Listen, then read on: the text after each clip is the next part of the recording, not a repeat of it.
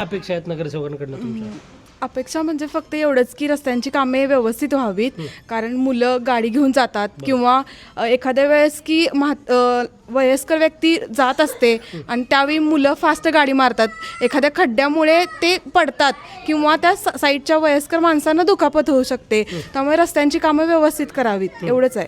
आणि लाईटची पण व्यवस्थित करावी. लाईटची पण व्यवस्था चांगली व्हावी. काय वाटते आता ही सगळे उमेदवार मंडळी तुमच्याकडे येत आहेत, मतं मागतायत, तुम्हाला कोण उमेदवार योग्य वाटतो की या उमेदवाराला मी निवडून दिले तर आमचे प्रश्न सुटतील? कोण आहे असं?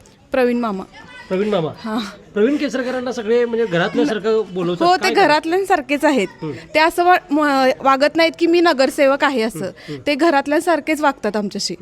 आणि त्यांचे म्हणजे ते ज्यांना कोणतंही काम असू दे, आम्ही तिकडे जरी गेलो त्यांच्याकडे किंवा ते कधी पण आम्हाला भेटू देत की हक्काने तुमचं काही पण काम असू दे, ते आमचे काम करतात. अच्छा. हां, आम्हाला वाटतं नगरसेवक म्हणून प्रवीण मामाच असावे. अच्छा, तुमचे प्रवीण मामा जर निवडून आले तर तुमच्या अपेक्षा पूर्ण करतील असं वाटते का? हो, करणार, नक्की करणार. अच्छा. अजून एक इथं यंग वोटर आहेत, युवा मतदार आहेत, आपण त्यांना विचारूया. आता ही काय वाटतंय, काय अपेक्षा आहेत तुमच्या आणि कसा तुम्हाला नगरसेवक म्हणून तुम्ही निवडू शकाल अशा व्यक्तीला? कोण आहे? अपेक्षा, प्रवीण काकांनी ते ग्राउंड तरी तयार केलं युवा जनरेशनसाठी.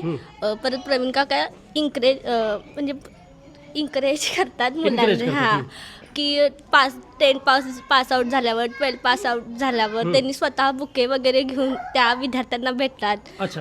ते खूप छान वाटते, म्हणजे कोणतरी आपल्याला सुद्धा पाठीवर कोणीतरी थाप मारतं आपल्या. मारतं. त्यामुळं प्रवीण काका असे घरचेच असे आहेत असं वाटतं.